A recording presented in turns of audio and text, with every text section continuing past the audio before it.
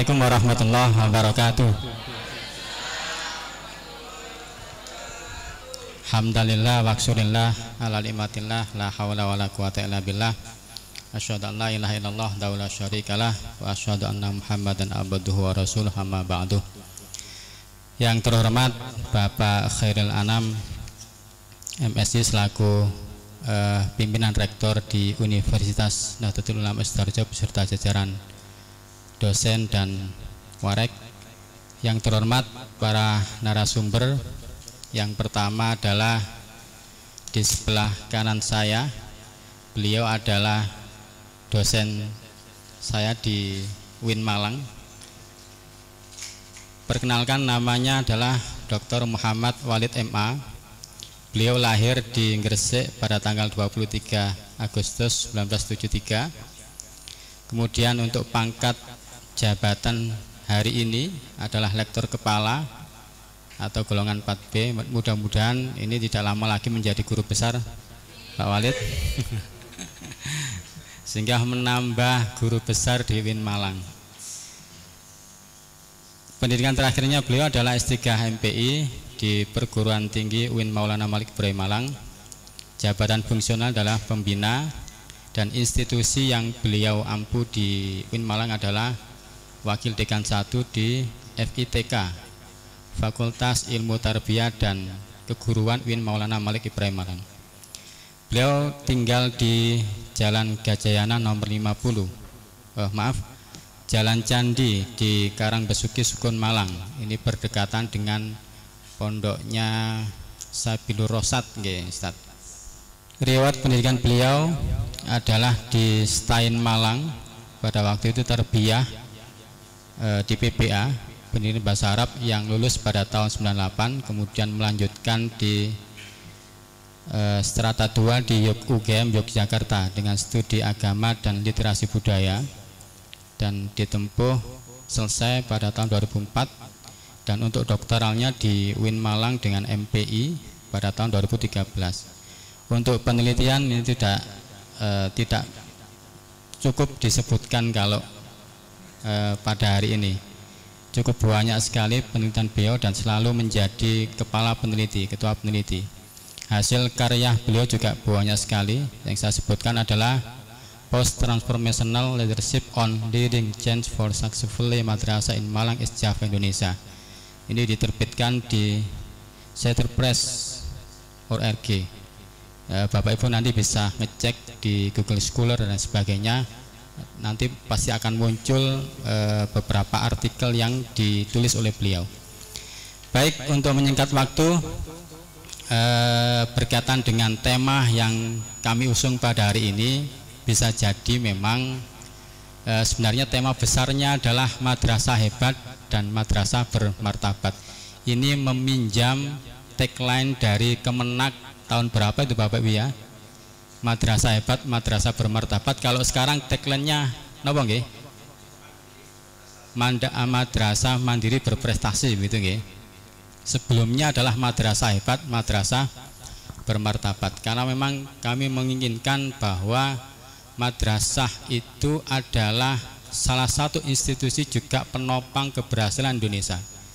Hari ini kita sudah mulai melihat keberhasilan madrasah, bahwa banyak sekali pimpinan-pimpinan di negara kita yang backgroundnya adalah madrasah. Saya masih ingat ketua MK yang diketuai oleh Profesor Jimli Asidiki. Beliau dalam buku biografinya tidak pernah bersekolah di sekolah negeri atau sekolah yang di bawah naungan Dignas. Artinya ini tidak berarti dikotomi antara dua institusi besar, tidak, tetapi ini membuktikan bahwa madrasah di bawah naungan Kementerian Agama juga menciptakan produk-produk yang bisa menasional, kan begitu nggih?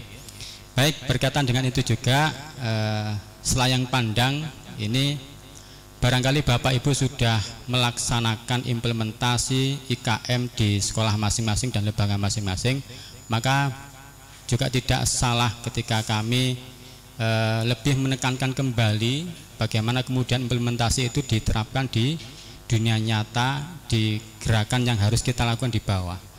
Oleh karena itu, di hadapan kita ini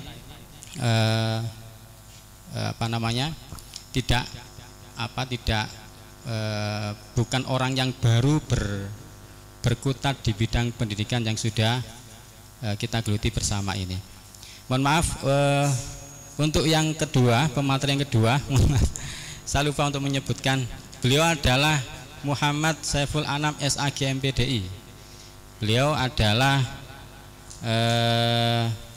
pengawas berprestasi terbaik nomor 1 Kabupaten Mojokerto pada anugerah GTK Kemenak Kabupaten Mojokerto 2022, dan beliau juga pernah menduduki sebagai pengawas favorit nasional pada anugerah GTK Kemenak RI 2022. Lahir di Mojokerto tanggal 9 November 1975 dan golongan pangkat hari ini penata tingkat 1 D3 yang jabatannya adalah pengawas madrasah RA dan MI di instansi Kantor Kementerian Agama Kabupaten Mojokerto Provinsi Jawa Timur. Bapak Ibu bisa menuliskan nomor beliaunya karena beliaunya juga praktisi dari guru penggerak. Untuk pemateri yang pertama kami sampaikan kepada Bapak Dr. Muhammad Walid untuk menyampaikan materi yang pertama. Kepada beliau waktu dan tempat kami persilakan.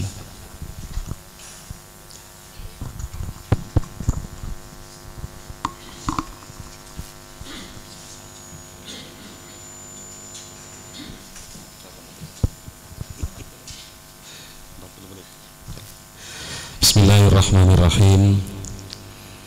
Assalamualaikum warahmatullahi wabarakatuh. Yang saya hormati segenap pimpinan Rektorat, Dekanat, Kaprodi, Sekprodi yang hari ini diberikan amanah di Unusida, para staf, para mahasiswa yang saya hormati pula Bapak Ibu peserta seminar nasional yang hari ini mengambil tema Madrasah Hebat, Madrasah Bermartabat. Yang saya hormati Bapak Dr. Saiful Anam SAG MPD. Saya mendengar biodatanya luar biasa ya, dan beliau sangat layak untuk diberikan sebagai pengawas favorit. Yang saya hormati Bapak moderator tadi menyampaikan ke saya waktu Bapak 40 menit katanya begitu ya, 40 menit. Nah, hari ini saya diberikan amanah oleh panitia. Sebenarnya amanahnya banyak Pak, banyak itu kemudian terbukti dengan tulisan di background ini. Yang pertama, saya disuruh berbicara tentang madrasah hebat, madrasah bermartabat ya. Tetapi kemudian kami juga diminta untuk berbagi pengalaman karena di sini tulis dengan penggagas PNS PGMI. Jadi kalau yang nomor 2 ini terlalu apa Pak ya? Jenenge apa Bu ini Bu? Terlalu diada-adakan. Hanya saya punya pengalaman bagaimana kemudian mengelola prodi PGMI itu menjadi prodi pendidikan dasar terakreditasi A yang pertama di dunia dan di akhirat. Itu aja ya. Tahun 2011 ketika saya diamanai sebagai kaprodi PGMI, PGSD itu belum ada yang apa. Satu-satunya yang dapat A itu adalah PGMI UIN Malang. Waktu itu ceritanya panjang itu ada konstelasi politik pendidikan nasional Pak, karena beberapa lulusan PGMI di beberapa daerah itu belum bisa diterima sebagai PNS waktu itu Pak, 2013. Akhirnya saya dipanggil oleh Pak Direktur waktu itu Pak Dede Rosyada yang mantan Rektor UIN Jakarta. Beliau mengatakan begini Pak, saya akan berjuang semaksimal mungkin untuk diterimanya lulusan PGMI sebagai PNS. Kalau mohon maaf kalau di sini ada yang dari PGSD Pak ya, kalau PGMI mampu mencapai akreditasi A, yang ditantang waktu itu adalah Malang, Jogja, dan Jakarta. Kalau ada yang dapat A, maka akan kami datang langsung ke PAN RB untuk bisa meloloskan lulusan PGMI sebagai PNS dan bisa diterima di sekolah.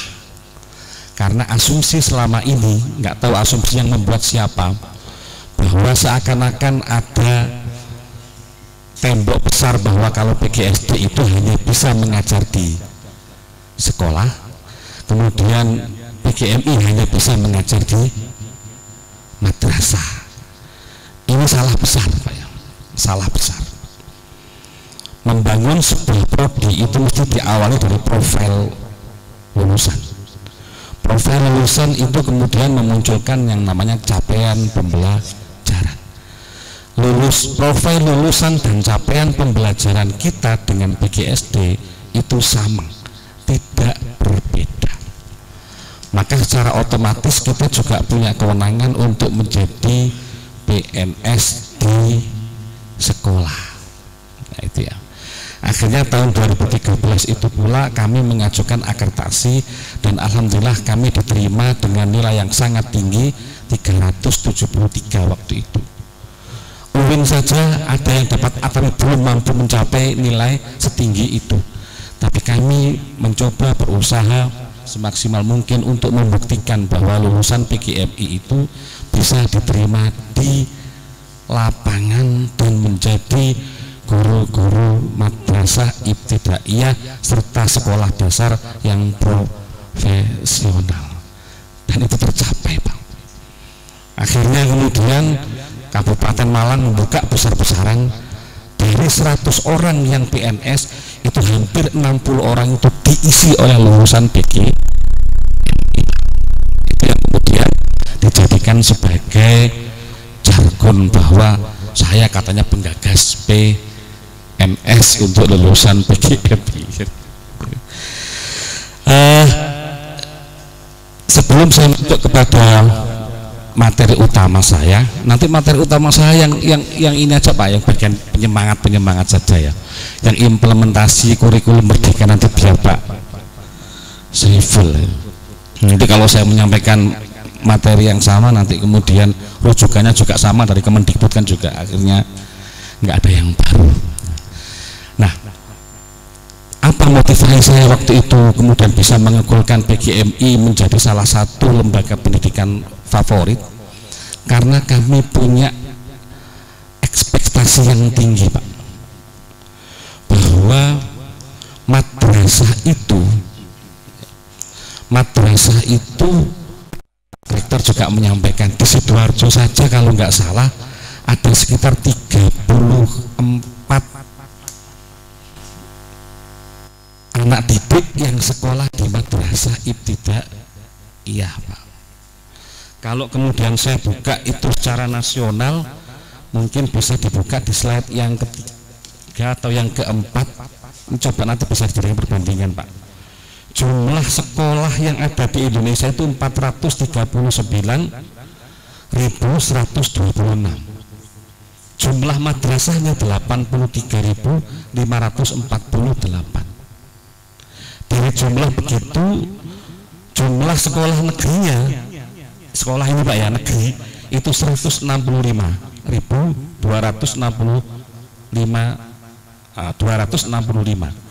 Jumlah madrasah yang negeri 4.000.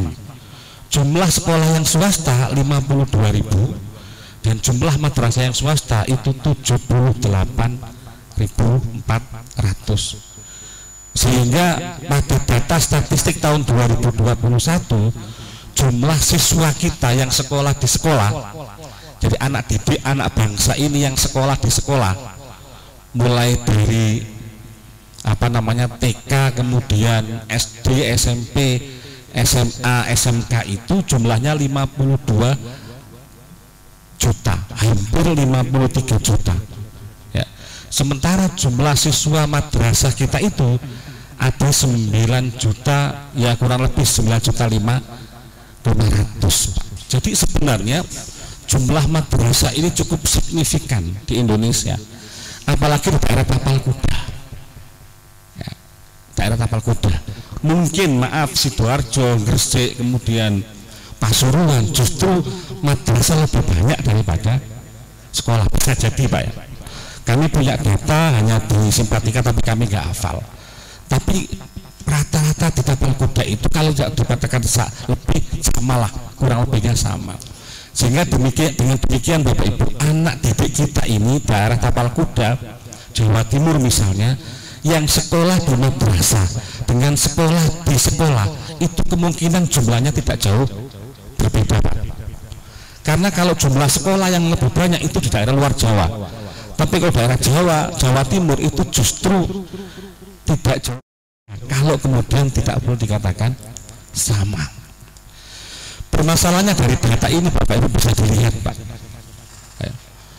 sekolah yang negeri itu jumlahnya 165 dari total 439. Sementara jumlah madrasah negeri itu hanya 4.000 dari 83.000. Sekolah yang swasta hanya 52.000, sementara jumlah madrasah yang swasta 78.000. Tadi pagi saya buka data lagi Pak, tahun 2020 madrasah kita yang terakreditasi A dan B itu tidak lebih dari 20%. Tidak lebih dari 20%. Yang 80% itu C dan belum terakreditasi. Ini kan menunjukkan bahwa Bapak Ibu mohon maaf, pendidikan Islam kita yang kemudian kita sebut dengan madrasah itu yang terstandar secara nasional baik nilai B maupun nilai A itu kurang lebih hanya 20%. Ini ukuran Pak ya.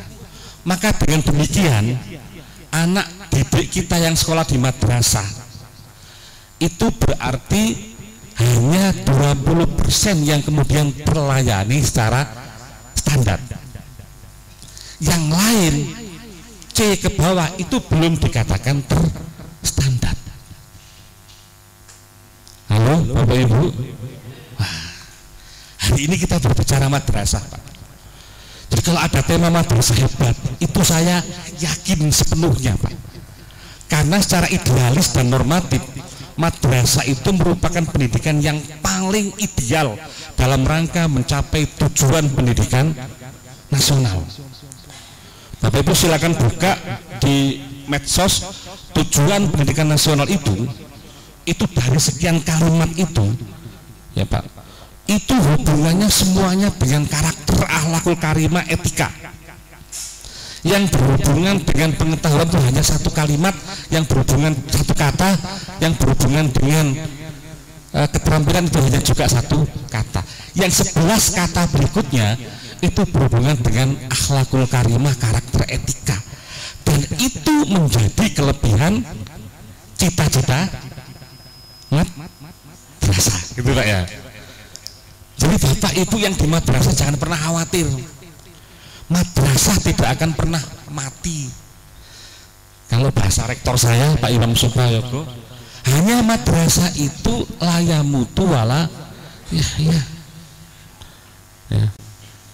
Jarang yang bermutu tapi banyak menghabiskan biaya. Hidup segan, mati tak mau. Di daerah Gresik itu Pak, kalau ada sekolah dasar gulung tikar banyak, tapi kita cari tak satu pun madrasah di Gresik itu yang gulung tikar. Itu namanya hidup segan, mati tak mau. Itu kondisi kita Pak. Jadi tolong Bapak catat, secara idealis pendidikan madrasah merupakan pendidikan yang paling sesuai dengan tujuan pendidikan nasional. Apalagi sekarang banyak Pak ya madrasah digital di Makassar ya, kemudian di daerah Malang juga ada yang kemudian mencoba menyalip dari mutu pendidikan yang ada di sekolah. Nah itu Pak ya, Tapi tidak semua madrasah, kalau dilihat dari konteks statistik ini, karena statistik ini berujungnya banyak loh Pak. Coba kalau kita tarik lagi Pak, guru yang mendapatkan pelayanan yang maksimal itu guru negeri atau guru swasta? Guru negeri. Guru negeri itu adanya di sekolah negeri. Hampir jarang ada guru negeri ditempatkan di swasta. Ngoten Bu nggih. Sementara jumlah sekolah kita yang negeri itu banyak, tetapi yang swasta sedikit. Berarti guru honorer di sekolah itu kan sedikit. Tetapi madrasah kita itu lebih banyak swasta. Sedikit sekali yang negeri. Contoh Malang. Malang itu Pak, walaupun kota pendidikan, madrasah ibtidaiyah negerinya dari 101 sekolah dari 101 madrasah ibtidaiyah, yang negeri hanya 4.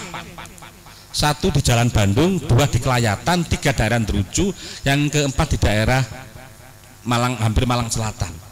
Itu hanya 4. Malang Raya Pak, Malang Raya. Dari sekitar 101 madrasah. Berarti Bapak Ibu, seandainya di situ itu ada dosen atau maaf guru negeri, itu ya hanya sekitar ada di wilayah 4 sekolah tersebut. Sementara yang 101 dikurangi 4 berapa Pak? Itu hampir semuanya adalah gurunya swasta Pak. Nah, guru swasta itu gaya berpikirnya separuh untuk akhirat, separuh untuk dunia, gitu Pak Nggih. Dan itu madrasah ikhlas beramal.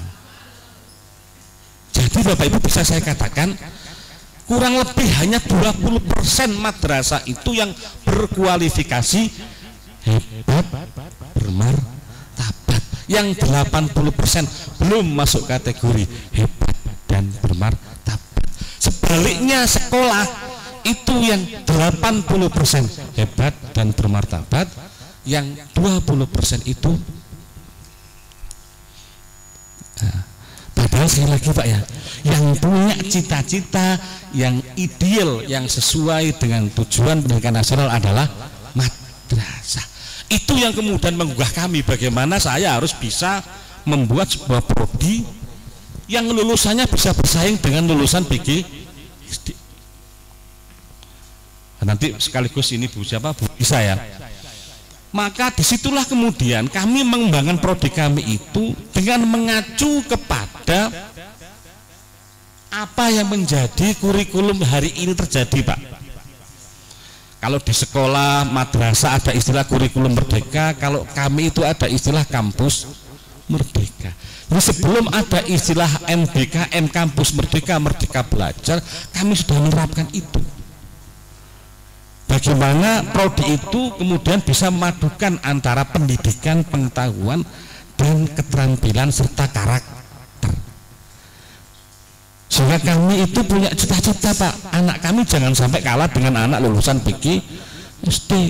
Mereka saya wajibkan memiliki kemampuan 5 alat musik pokok. Jadi mereka pasti bisa bermain piano, bisa bermain angklung, bisa bermain pianika, bisa bermain seruling, dan bisa bermain gitar. Itu lulusan PGMI.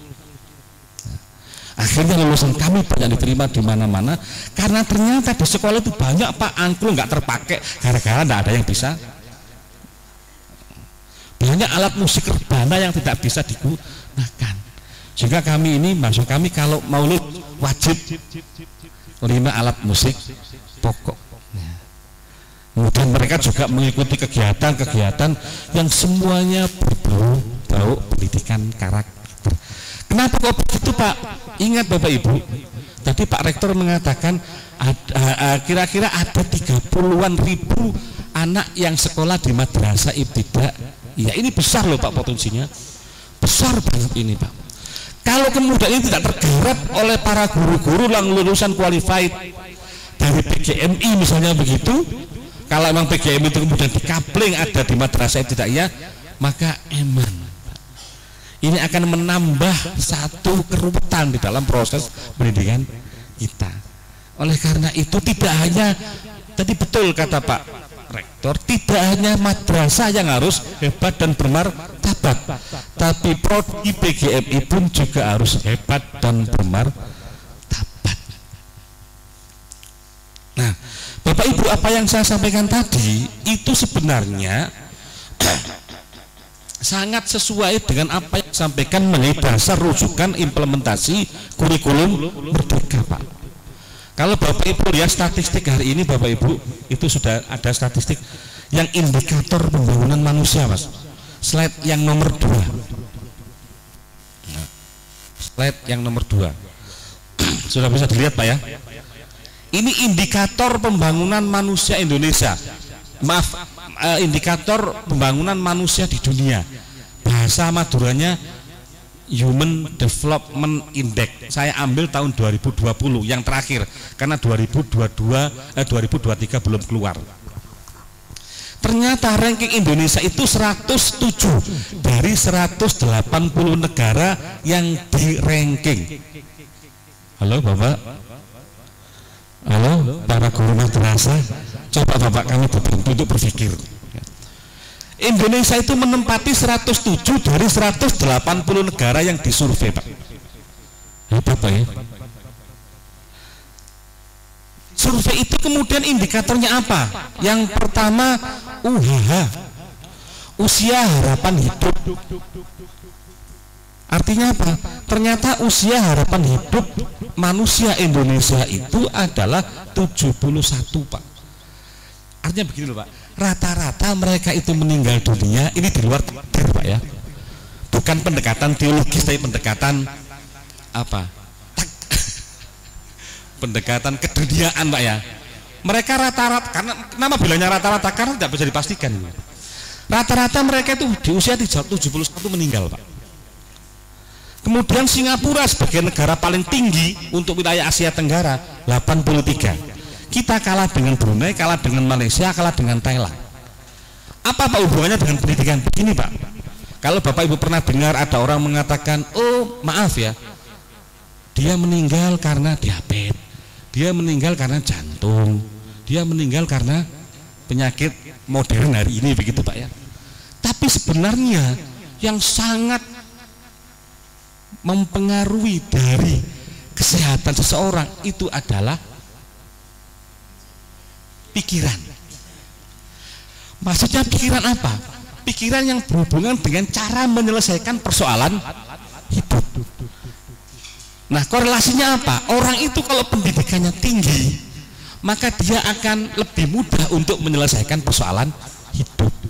Tapi kalau orang itu maaf pendidikannya rendah, maka dia kurang mampu untuk menyelesaikan persoalan hidup. Dan itulah yang kemudian menjadi salah satu Pak ya penyebab dikatakan meninggal dunia.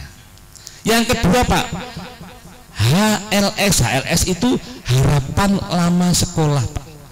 Rata-rata Bapak Ibu di kita ini harapannya pada usia 13 tahun dan rata-rata realitasnya itu pada usia 8 tahun, Pak.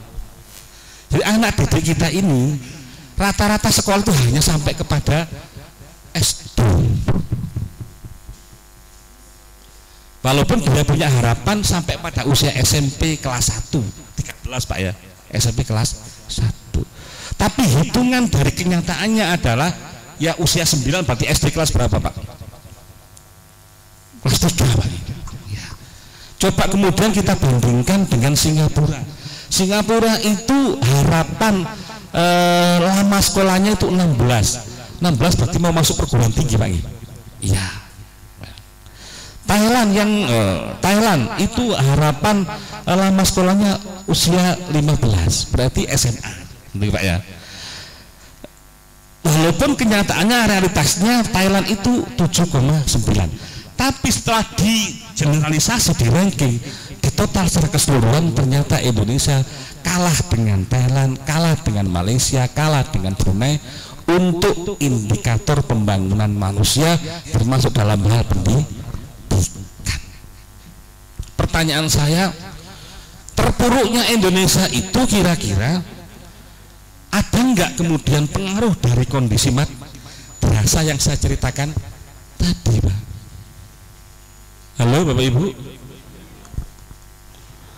Apakah madrasah punya pengaruh terhadap ranking Human Development Index ini? Oke, yang pertama. Yang kedua Pak, saya tunjukkan di dunia ini Pak ada sebuah institusi yang juga meranking terkait dengan kompetensi siswa, yaitu namanya PISA Pak. Bahasa Inggrisnya saya lupa Pak. PISA itu yang diukur 3, 1 literasi baca, 2 literasi menghitung, ketiga literasi yang berhubungan dengan sains. Ternyata nilai membaca kita ini Pak ada di peringkat 72 dari 77 negara. Ini saya bukan buat-buat loh Pak, datanya jenengan cari ada itu Pak. Untuk matematika peringkat kita 72 dari 78 negara Pak. Untuk sains kita berada di peringkat 70 dari 78 negara Pak.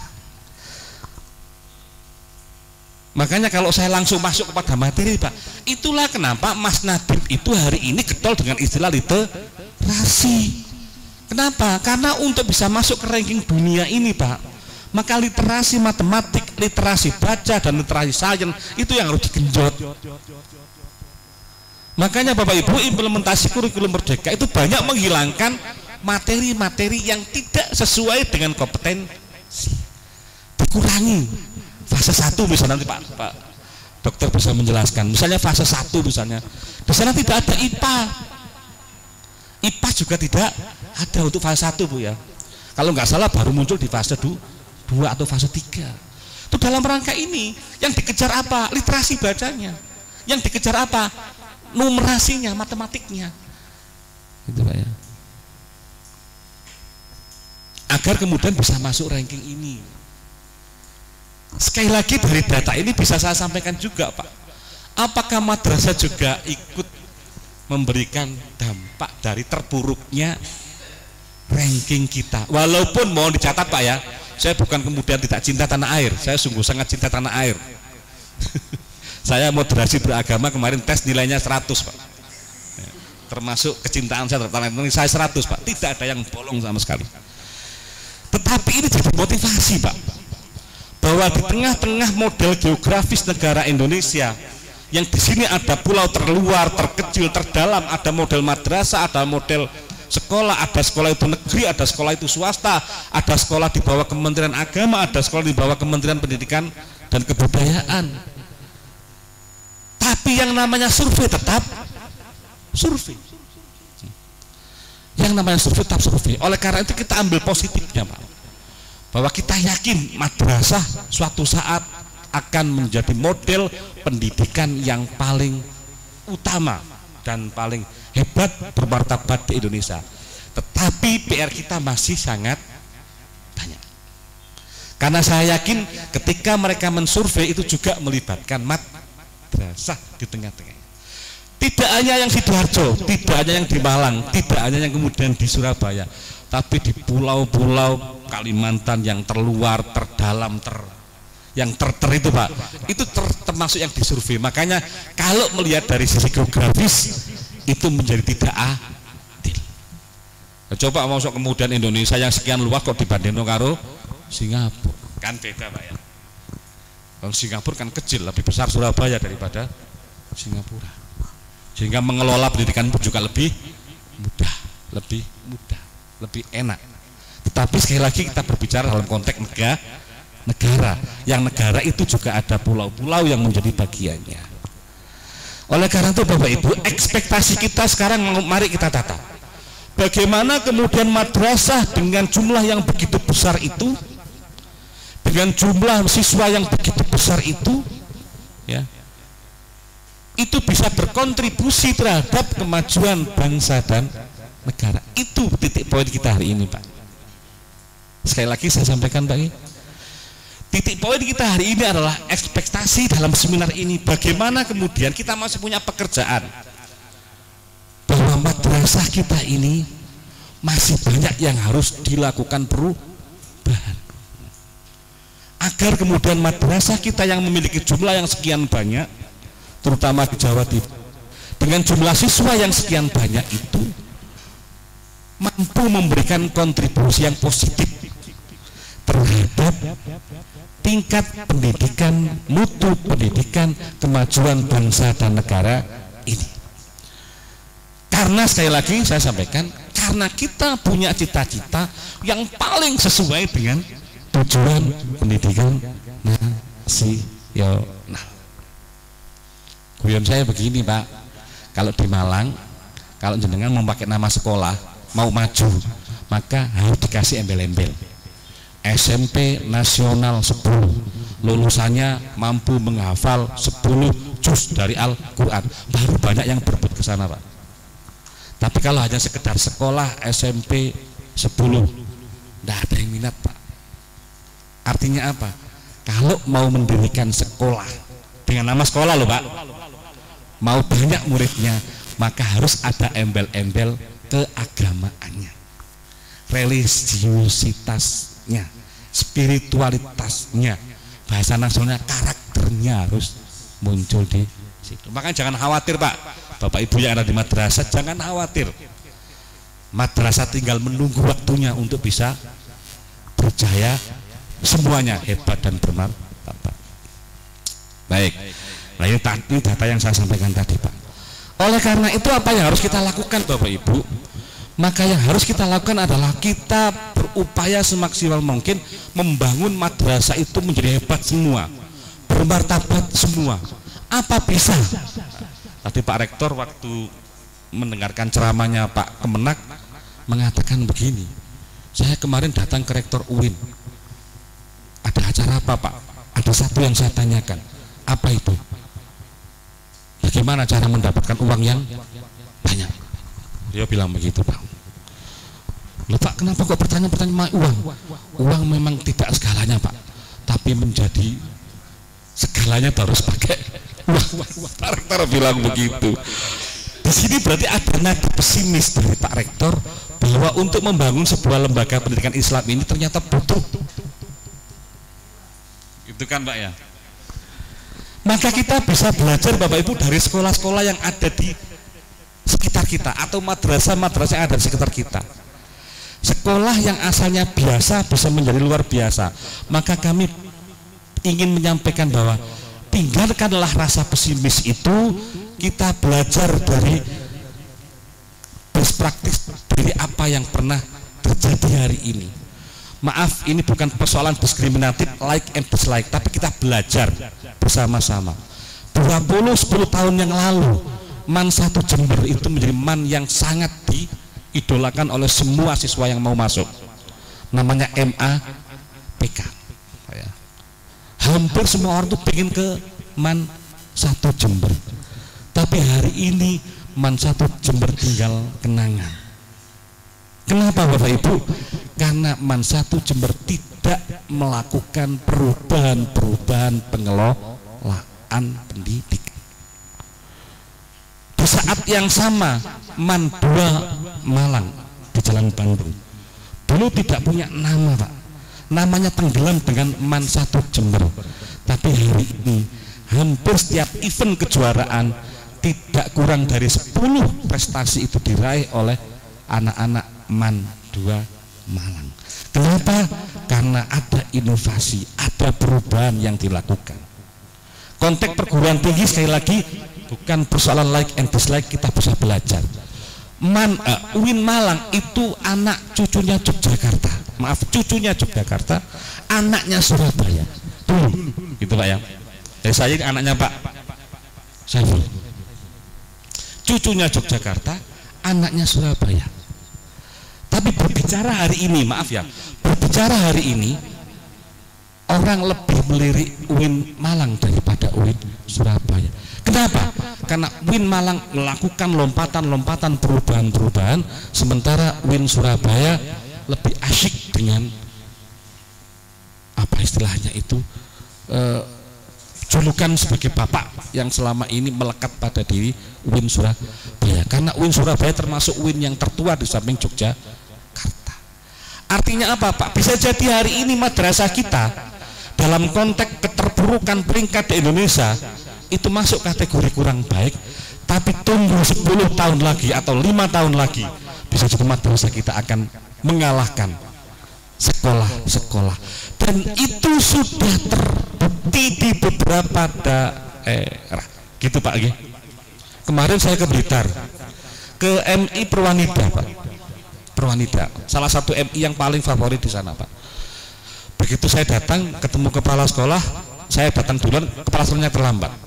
Saya tanya, dari mana Pak? Itu loh Mas, kemarin kita lomba olimpiade matematika yang mengadakan Kemendikbud, yang jelas juara 1 anak madrasah ibtidaiyah 1 dan 2 Pak, juara 1 dan 2-nya kena MI Perwanida, yang ketiga baru kena sekolah dasar negeri di sana. Kok dilalah dibubarkan? Jadi kegiatannya tidak diakui karena kalah bersaing dengan Pak ya. Saya kemarin ke Makassar untuk melihat sekolah digital Pak. Di Makassar juga begitu. Makassar Prasnya, karena kepala sekolahnya nggak ada, itu juga mengatakan sekarang madrasah digital yang ada di Makassar itu mampu melampaui batas-batas dari sekolah yang ada di sana. Artinya apa Pak? Ini bahwa idealitas kita akan menjadi terbukti bahwa institusi kita adalah institusi yang paling mulia, yang paling sesuai dengan tujuan pendidikan nasional. Nah, gitu Pak ya. Apalagi Bapak Ibu, ini saya lompat-lompat karena waktunya cuma 4 bulan, diingatkan Pak ya. Apalagi kalau kita sudah berbicara tentang ini Pak. Ini Pak ya, tadi Pak Rektor menunjukkan ke saya ada digitalisasi perpustakaan dan sebagainya. Apalagi kalau kita berbicara tentang ini Pak, ini nggak bisa ditolak Pak, era baru dalam tata kehidupan manusia. Oke. Slide yang ke-5 ya. Sudah Pak, ikuti saya Pak ya. Slide yang ke-5, saya tidak mau membacakan, saya mau menjelaskan saja Pak. Kita hari ini pada era baru, orang menyebutnya era revolusi industri 4.0, era apa namanya, revolusi sosial 5.0, pasca Covid, macam-macam lah, termasuk era digital. Yang itu Bapak Ibu sudah tahu sendiri Pak ya. Aladin hidup pada dunia bayang-bayang Pak. Tapi hari ini Aladin datang dengan kondisi yang sesungguhnya. Kalau dulu Bapak melihat Aladin di televisi, gosok keluar mobil, di film itu keluar Pak ya, di filmnya keluar Pak ya, keluar mobil menggunakan apa namanya itu, apa, teko, gosok, pengen istri cantik, keluar istri cantik di film itu. Hari ini apa bisa Pak? Hari ini terbukti Pak. Itu dulu di atas bayang-bayang kita. Sekarang Bapak Ibu tinggal menggunakan HP, gosok, pengen keluar mobil, keluarlah mobil, datang di rumah Pak. Gosok, Shopee, pengen baju yang bagus, datang Shopee ke rumah Pak, walaupun COD. Terbukti Pak, ini era yang sangat membingungkan. Dulu sekolah itu Pak, kalau tidak ada gurunya, batal sekolah Pak. Tapi sekarang Bapak Ibu harus mulai hati-hati, walaupun tidak sepenuhnya baik ya.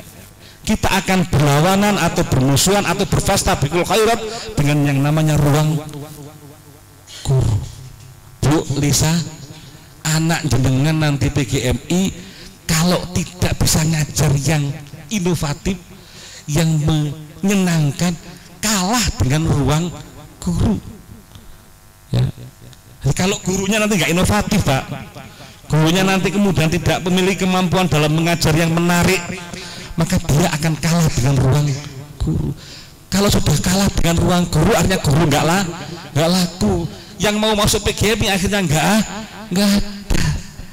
Tadi saya sampaikan walaupun ada kelemahan Pak, bahwa kalau kita kemudian pembelajarannya full online itu juga tidak baik. Tapi hari ini kenyataannya begitu Pak, kenyataannya begitu. Nah, ini yang saya bilang. Nah, dampak daripada era baru itu tadi saya katakan ada banyak pekerjaan-pekerjaan yang itu di luar apa yang kita bayangkan. Oleh karena itu Bapak Ibu sekalian, saya langsung masuk begini Pak. Kalau begitu bagaimana Pak menghadapi era yang membingungkan ini? RI 4.0, revolusi sosial 5.0, era digital dan sebagainya itu. Maka tolong Bapak Ibu, ini yang jadi landasan. Skill yang dibutuhkan di dunia industri, kalau dari lihat ini, ternyata yang dibutuhkan adalah anak yang memiliki kemampuan kompleks problem solving. Jadi saya mau tembak aja Pak ya, mau tembak Pak ya. Kalau ada Bapak Ibu sekalian, adik-adik kita yang hari ini berpikir bahwa kognisi itu segalanya, maka hari ini kita menemukan jawaban bahwa skill yang dibutuhkan yang pertama itu bukan IP tinggi, bukan nilai rapot yang tinggi, tapi kemampuan menyelesaikan masalah. Kenapa kok begitu Pak? Karena saya sampaikan di awal tadi bahwa dampak dari era-era itu adalah banyak sekali problem-problem yang dulunya nggak pernah ada, sehingga dibutuhkan seseorang untuk punya kemampuan menyelesaikan hal yang baru. Siapa sangka COVID datang 2 tahun kemudian datang ke kita Pak. Dulu kita yang nggak pernah mengenal istilah Gmeet, apalagi Pak itu Google Classroom. Bapak Ibu oleh Tuhan dipaksa dengan didatangkan COVID-19. Baik wong madrasah kalau nggak dipaksa begini, nggak mau belajar Google Meet, datanglah COVID mengajarkan kita bagaimana pakai Google Classroom dan sebagainya dan sebagainya. Yang kedua, social skill, kemampuan berhubungan dengan orang lain Pak.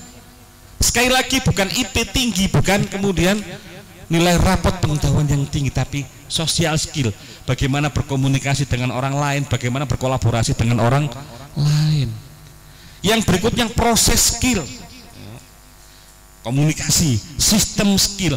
Nah kalau kita lihat Pak, yang berhubungan dengan konten skill itu hanya 10%. Makanya kalau kita hubungkan dengan nanti Pak Saiful Anan, kenapa sekarang pembelajarannya kok ada istilah problem based learning, ada istilah case based learning, ada istilah project based learning? Karena ini Pak, bahwa anak itu ya jangan hanya berorientasi kepada pengetahuan, tapi kemampuan menyelesaikan masalah. Metode yang mengajari kita untuk menyelesaikan masalah namanya problem based learning. Metode yang tepat untuk mengajari anak didik kita di dalam berkreasi namanya project based learning.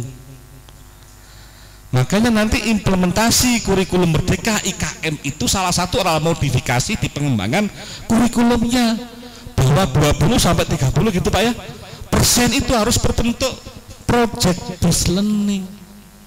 Pembelajaran di kelasnya menggunakan case based learning atau problem based learning.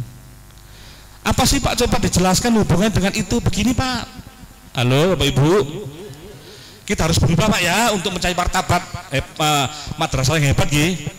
Bapak, Ibu, adik-adikku sekalian PGMI, kalau jenengan mengajar terlalu didominasi ceramah, yang diajar ngapain Pak? Ngantuk. Kok main HP? Nggak boleh HP kok Pak. Ngantuk. Ya Pak ya.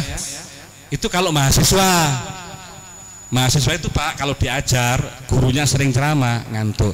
Tapi kalau anak SDMI diajar gurunya banyak ceramahnya, ngapain? Rame, nggak ada yang ngantuk Pak. Tapi rame. Rame itu apa Pak maksudnya? Guyon dewi, kotean, sawat-sawatan, kertas itu kan.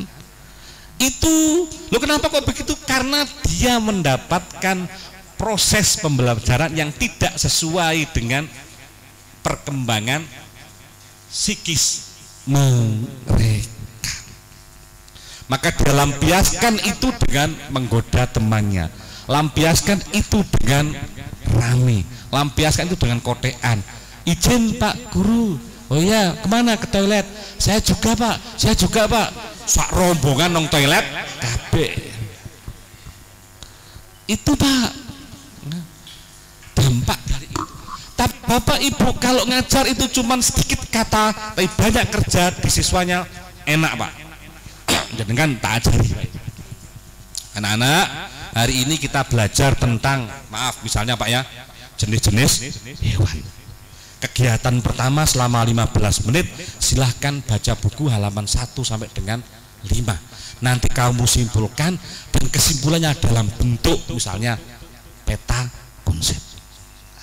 15 menit berikutnya kalian diskusikan antar teman. 15 menit berikutnya hasil diskusi silakan dipresentasikan. Wah, Bapak kalau ngajar begitu enak Pak. Dan itu yang memang sebenarnya begitu Pak, maunya IKM begitu. Anak-anak, oke ya, mari membuka macam-macam Pak ya. Silakan kalian baca halaman 1 sampai 5. Pada kegiatan ini kalian diharapkan bisa mencapai ini. Nanti kesimpulannya ditulis dalam peta konsep. Anak-anak bekerja, Bapak ngapain? Ya kan Pak? Main HP. Kalau dengan ceramah bisa main HP? Oh bisa Pak. Makanya enak begitu. Main HP. Loh iya Pak. Ini saya contohkan yang real sesungguhnya. Baik, sudah selesai anak-anak, sudah Pak. Sekarang diskusikan antar teman. Waktu kalian 15 menit. Perbaiki peta konsep yang dihasilkan. Mereka diskusi, Bapak Ibu ngapain? Neruskan main HP. Kalau Bapak ceramah lagi bisa main HP? Bisa Pak. Gitu Pak ya? Baik, sudah selesai semua, sudah. Sekarang dipresentasikan masing-masing kelompok. Waktu kalian 15 menit. Mereka presentasi satu persatu, Bapak seakan-akan menghadap lab, padahal buka WA di lab. Kalau dengan ceramah bisa main HP, bisa main laptop? Enggak bisa Pak. Sudah selesai anak-anak, sudah. Baik anak-anak ya, apa yang disampaikan kelompok 1 tadi itu adalah begini. Sehingga kalau kita hubungkan dengan teori ini maka tugas guru yaitu Pak. Tugas guru yaitu. Jadi jangan kemudian Bapak Ibu mencekoki siswa itu. Karena siswa hari ini kata IKM itu memiliki sumber yang banyak. Kalau dulu zaman kita sumber ilmu itu adalah dari guru, tapi sekarang sumber ilmu itu dari banyak hal. Sehingga bisa jadi pengetahuan yang didapat siswa itu lebih dulu daripada guru. Oleh karena itu berikan kebebasan siswa untuk menemukan, memfinisasi pengetahuan itu oleh dirinya sendiri. Itulah kemudian yang dikatakan pada IKM namanya high order thinking skill. Bahwa mengajar itu adalah memberikan pengalaman kepada siswa untuk berlatih berpikir. Tapi kalau Bapak Ibu itu didominasi ceramah, akhirnya bukan hot tapi low order thinking skill. Kami itu punya harapan begini loh Pak. Kalau itu yang Bapak Ibu lakukan di dalam pembelajaran IKM, maka IKM itu tidak akan mengulang kesalahan-kesalahan kebijakan pemerintah dulu. Betul Pak, mohon Pak siapa? Pak Saiful ya. Harus terjaga betul bagaimana IKM itu tidak mengulang kesalahan-kesalahan kebijakan pemerintah yang dulu. Tahu Pak maksud saya? Bapak ada yang seumuran dengan saya 48. Ibu ada ya? Nah, Bu, dulu kenal nggak dengan istilah CBSA? Itu yang aktif harus siapa Pak? Yang harus diskusi siapa Pak? Yang harus dipekerjakan siapa Pak? Gurunya. Waktu itu Pak ya, zaman itu mestinya adalah siswanya. Jadi sebenarnya kalau waktu itu CBSA sudah berjalan, nggak perlu ada IKM. CBSA gagal Pak, ganti namanya halo guru madrasah, PAKEM, pembelajaran aktif, kreatif, efektif, menyenangkan. Yang aktif harus siapa? Yang kreatif harus siapa? Yang menyenangkan, yang senang harus siapa? Bapak Ibu tolong dicek dari 4 ini, dari 5 ini, pembelajaran aktif dengan ajar di MI, sing aktif siapa? Lak guru deh Pak. Ya. Sing kreatif siapa Pak? Gurunya, wong dia bawa media dari rumah. Akhirnya sing seneng siapa Pak? Guru ini sing seneng Pak. Muridnya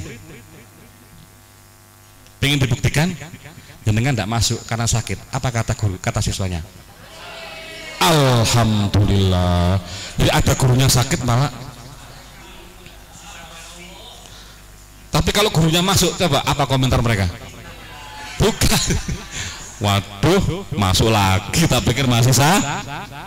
Itu menunjukkan siswanya nggak seneng Pak. PAKEM itu berbalik arah.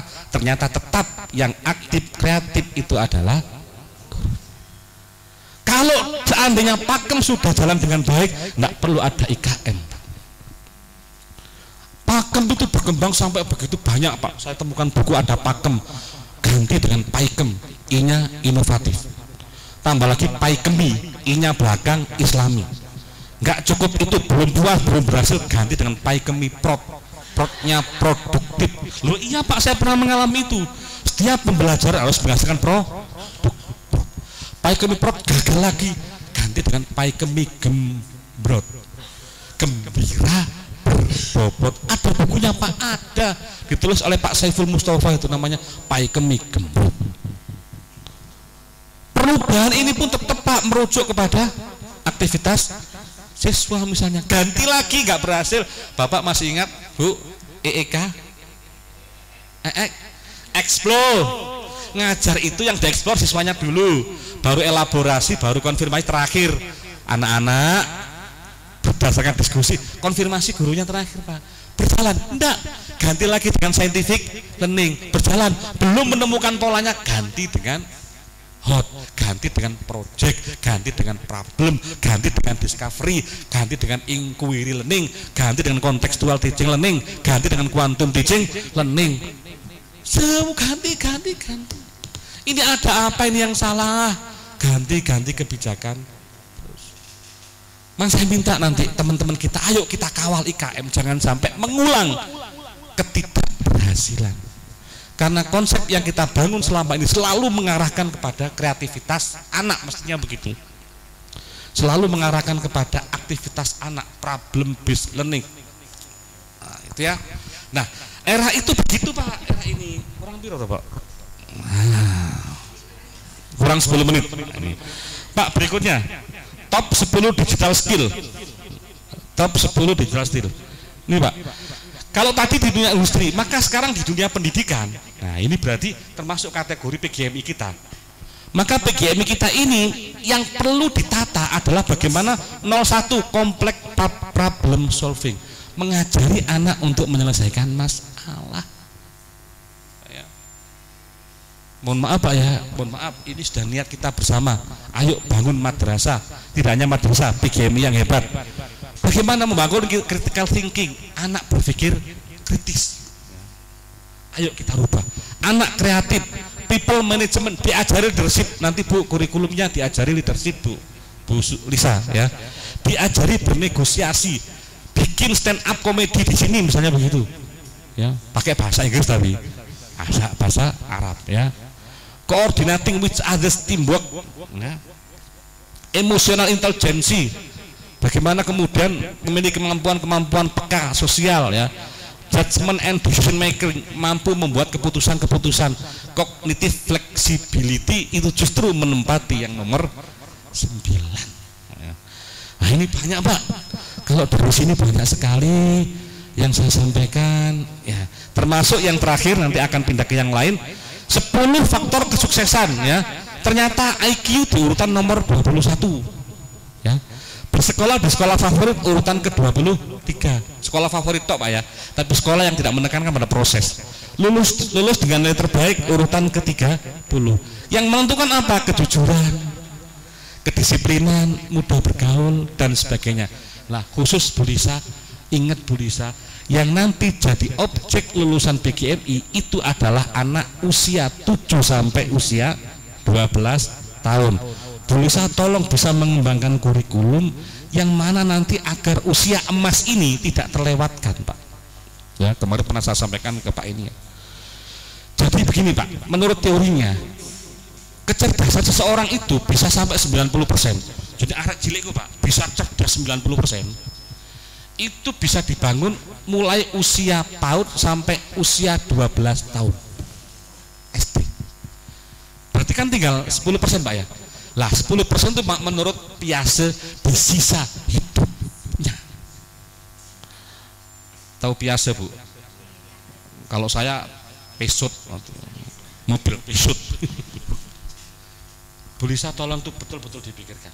Bagaimana Bapak Ibu Lisa dan teman-teman dosen bisa membangun, mencetak sebuah guru yang mampu untuk mengembangkan kecerdasan anak di usia PAUD sampai dengan usia 12 tahun.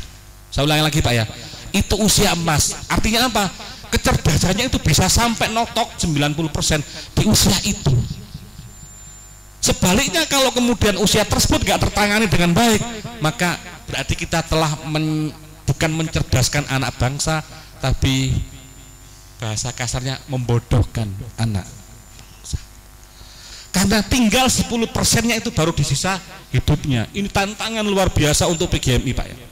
Bagaimana kita mampu mencetak guru-guru yang memahami betul bahwa kecerdasan itu dibangun mulai dari usia PAUD sampai usia 12 tahun.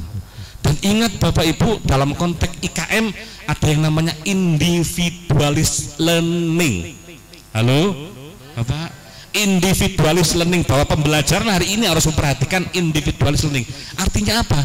Harus betul-betul melihat siswa sebagai objek Pak. Dalam teori multiple intelligency, anak usia SDMI, anak usia PAUD itu memiliki 8 kecerdasan. Ada matematik, ada bernyanyi, ada interpersonal, intrapersonal. Paham ya, Bu ya?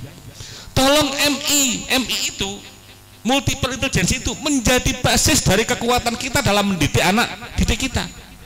Artinya apa Pak? Pak Saiful, ini teman saya Pak Saiful ini. Pak Saiful sering mendengar yang adzan tuh orang tua-tua gitu. Allahu Akbar, Allahu Akbar. Hampir di semua musola-musola desa kita Pak, yang adzan mesti tidak ada anak muda. Allahu Akbar, Allahu Akbar, apalagi subuh. Lah kenapa kok begitu Pak? Karena pada saat pendidikan di madrasah kita, di sekolah kita, yang dihargai itu anak yang pintar matematik daripada anak yang pintar nyanyi. Iya, nyanyi kan berhubungan dengan musikal, adzan Mbak ya. Jadi Bapak Ibu kalau punya anak, lebih senang anaknya pintar nyanyi apa lebih senang anaknya pintar matematik? Nah, harus dua-duanya, bagus Bu. Guru madrasah harus bisa bilang begitu Pak. Jadi kalau ada anaknya pintar nyanyi, ojo disalahno Pak. Karena ini nanti akan menjadi muadzin kelas dunia. Iya. Itu Bang. Tapi kalau karaoke sing nom-nom muncul kabeh. Ini jangan begitu. Jadi kata siapa namanya? Howard Gardner, anak itu punya kecerdasan 8 dan itu harus dikembangkan sesuai dengan potensi yang dia miliki. Anak pintar matematik itu bagus, bukan berarti anak pintar nyanyi itu juga tidak bagus. Semuanya bagus. Nah itu Pak ya, ini maksudnya begitu dari ini. Itu semuanya terekam di dalam IKM Pak, namanya individualis learning. Oleh karena itu guru madrasah harus punya kemampuan mengajar dengan berbagai macam metode dan strategi. Oh, menghadapi anak yang mengandalkan apa sini Bu? Apa sih? Listening audio. Bapak harus menggunakan metode apa? Apa alat yang digunakan? Sumbernya dari mana? Oh, anak ada yang kemudian kalau melihat tatapan buku dan juga apa gitu visual itu lebih mudah. Halo Pak, saya karena 40 menit harus cepat ini. Saya ulangi lagi Pak ya. Anak yang kita ajar itu kan gayanya macam-macam. Ada yang gayanya itu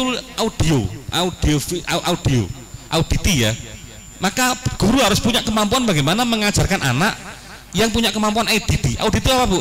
Dia itu kalau mendengarkan omongan itu lebih mudah paham daripada membaca Ada juga anak yang verbal ya Bu ya? Audio, maaf. Visual, maaf kok verbal, visual. Dia lebih mudah memahami materi itu kalau dia baca. Ada yang audio visual, ada yang kemudian kinestetik macam-macam. Maka Bapak Ibu guru di madrasah termasuk lulusan PGMI harus punya kemampuan itu, metode yang banyak termasuk penggunaan digitalisasi. Baik Bapak Ibu, ini sudah saya rekam semuanya di sini. Oleh karena itu saya ingin begini Pak Bu, iki terakhir mungkin. Saya mengutip Pak Nadim. Jadi biar ini saya sambungkan dengan Pak Saiful, nanti Pak Saiful yang bagian urusannya Pak Nadim. Ya. Maka apa yang perlu dirubah dari pendidikan madrasah? Satu, kata Pak Nadim, kepala sekolah harus dipilih dari guru-guru terbaik. Mohon maaf ya Pak, Kalau ada Bapak Kepala Sekolah, saya mohon maaf betul, bukan ini Pak ya. Ini pesan moral dari Pak Nadiem bahwa madrasah sekolah harus berubah. Satu, kepala madrasah harus dipilih dari guru-guru terbaik. Makanya sekarang kan banyak program-program pemerintah itu dalam rangka untuk mencetak kepala sekolah yang baik. Apa Pak hubungannya? Begini Pak, sudah menjadi teori umum dan baku. Sekolah yang baik, sekolah yang unggul, sekolah yang kreatif, sekolah yang inovatif mesti lahir indikatornya itu dari siswanya berprestasi. Halo Bapak Ibu, kalau mau menyekolahkan anaknya itu pilih yang mana? Sekolah yang bagus. Salah satu ukurannya apa Pak? Gratis. Itu sisi lain. Oh, prestasinya itu tak sekolah nih SDI Nahdlatul Ulama. Kenapa kemarin anaknya juara adzan gitu Pak ya. Prestasi anak didik terlahir pasti karena gurunya baik. Guru baik pasti terlahir karena kepala sekolah yang baik. Kepala sekolah yang baik salah satu ukurannya adalah kemampuan untuk supervisi. Untuk komunikasinya baik, berpikir ke depan. Intinya apa berarti? Sekolah kita yang baik, madrasah kita akan jadi hebat dan bermartabat kalau dipegang oleh kepala sekolah yang baik. Nah, kepala sekolah yang baik itu biasanya lahir dari guru-guru terbaik, bukan guru-guru yang apa ya Bu ya? Paling sepuh. Dulu zaman saya kan paling sepuh Pak. Oh, paling sepuh. Utawa kancane Pak Ketua Yayasan gitu kan. Utawa kancane Pak ngapunten nggih, ini hanya contoh. Oh, Gus misalnya begitu. Oh, ning. Itu bukan salah Pak, tapi harus berdasar kepada profesionalisme bekerja. Tanpa itu nggak mungkin. Yang kedua, mencetak generasi guru baru. Pak, saya pernah tanyai oleh seseorang guru begini Pak. Saya bilang kan ya, portofolio gagal, PLPG gagal, PPG gagal lagi Pak, saya bilang begitu. Kalau begitu usulan Pak Walid apa? Ditanya seorang guru begitu, saya bilang potong generasi. Masuk potong generasi gimana Pak? Ya, guru-guru yang sudah di atas 40 tahun kita kasih pesangon. Nah, Pak, jangan tersinggung ya, ini hanya guyonan saya saja ketika ditanya oleh mahasiswa praktisi itu. Kita cari guru-guru yang betul-betul punya semangat. Tapi apa mungkin itu di Indonesia? Tidak mungkin, saya bilang begitu. Karena beda Indonesia dengan beda negara yang lain. Potong generasi itu hanya berlaku untuk negara lain, tapi negara kita tidak bisa Pak. Wong PPG Daljab saja kalau ditinggal sekolahnya bingung, ya enggak Pak? Ada yang ikut Daljab. Sebenarnya kan yang peserta PPG Daljab itu kan boleh tidak ikut ngajar. Tapi kemudian kalau nggak ikut ngajar gimana Pak kondisi sekolah Bu madrasah? Kacau kan? Maka tidak bisa Pak potong generasi begitu. Ya, harus kemudian melalui proses-proses yang baik, termasuk PPG itu juga menjadi proses yang baik. Yang berikutnya menyederhanakan kurikulum. Lain bagiannya Pak. Kurikulumnya fleksibel, kurikulumnya adaptability, ya. Bagaimana membangun sebuah kurikulum berdasar kepada satuan pendidikan, ya. Pendidikan mungkin maaf ya, SD di Batu dengan SD di Sumber Pucung belum tentu sama Pak. Kalau di Sumber Pucung menjelaskan materi itu contohnya harus kepiting. Kepiting 1 ditambah dengan kepiting 5 maka menjadi kepiting 6. Tapi di Batu jangan bilang kepiting, khawatirnya apa? Tidak tahu, maka apa? Apel 5 tambah dengan apel 2. Itu namanya mengajar berdasar kepada satuan pendidikan. Satuan pendidikan di Sumber Manjing, Sumber Pucung beda dengan siswa yang ada di Batu. Itulah yang kita sebut dengan individualis learning. Nah kayak begitu Pak, itu semuanya sekarang bagus Pak, dimodel oleh yang namanya Pak Nadiem, sehingga ketika anak didik itu mau sekolah di mana, oh mau di sekolah Unusida, maka dia tahu, oh di sana aku akan dicetak menjadi seorang, tidak seperti sekarang ini. Kalau sekarang ini, maaf, sebelum sekarang ini kan tidak begitu, semuanya serba standar. Nah itu. Kemudian AKM sebagai pengganti ujian nasional, tidak lagi ujian nasional tapi adanya AKM. Apa bedanya? AKM itu berbicara proses. Ya. Kalau sekolah itu prosesnya bagus, pasti hasilnya bagus. Selama ini kan tidak. Yang berhitung kan ujian nasional. Sehingga ada anak kemudian nilainya 3,8 misalnya begitu dengan skala 40, ya. Skala 4 maaf 3,8, tapi di sekolah yang nakal tetap saja dia dianggap sebagai lulusan terbaik walaupun akhlaknya tidak baik, diterima di sekolah favorit karena nilainya baik, ya. Kemudian yang terakhir, platform teknologi pendidikan berbasis mobile. Saya kira ini sudah menjadi acuan dari seluruh pendidikan kita. Tadi Pak Rektor juga sudah menyampaikan, gurunya, dosennya sudah ahli menggunakan digital, sehingga itu kemudian harapannya bisa menjadi atau bisa mencetak kepada madrasah yang hebat dan juga bermartabat. Selesai Pak? Apa masih ada? Baik ya, Bapak Ibu, ini sudah apa yang perlu dirubah sudah? Sudah ya? Sudah ya? Nanti Bapak Ibu, file ini akan saya berikan, nanti Bapak Ibu akan saya kasih bekal Pak. Bagaimana Pak Wali cara mengubah madrasah biasa menjadi luar biasa? Ya, filenya tak lengkapi Pak. Ini sudah ada ya, apa yang harus dilakukan ya. Nanti karena waktunya nggak cukup, jadi saya kasih ini aja. Langkah-langkahnya seperti apa? Bagaimana mengubah madrasah biasa jadi luar biasa? Contoh misalnya tahap pemicuan. Bapak Ibu harus mampu membandingkan sense of urgency ya. Nanti dibaca keterangannya jelas, ada tim pemantik dan sebagainya. Ini saya ambilkan dari disertasi saya dulu Pak. Waktu itu saya meneliti bagaimana mengubah sekolah biasa jadi luar biasa. Yang saya teliti adalah MAN 1. MAN 1 dulu itu MAN yang tidak punya nama ya. Dulu kalau ada, oh kamu juara apa? Juara matematika, dari mana?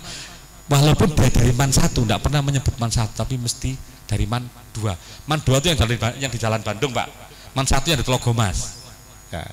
Tapi sekarang MAN 1 selevel dengan, nah itu, ini menggunakan teori ini yang saya teliti dari hasil penelitian saya, sehingga Bapak Ibu bisa belajar bersama-sama. Baik, Bapak Ibu sekalian, untuk lebih lengkapnya nanti kalau ada yang perlu tanyakan, monggo ditanyakan melalui moderator. Saya kira demikian, kurang lebihnya mohon maaf. Wallahu muwaffiq ila aqwamit thoriq. Wassalamualaikum warahmatullahi wabarakatuh.